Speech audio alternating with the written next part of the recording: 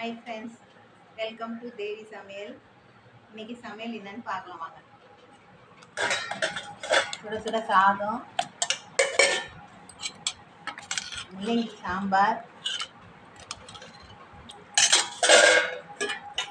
எறா தூக்கு.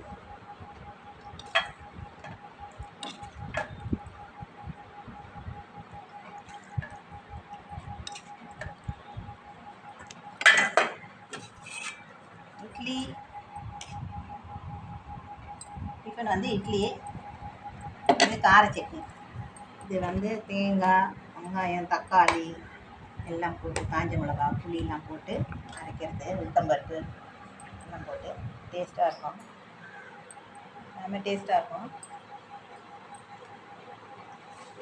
நல்லா டேஸ்ட்டாக இருக்குது. அவ்வளோதான் ஃப்ரெண்ட், இன்றைக்கி சாப்பாடு எங்கள் வீட்டில்.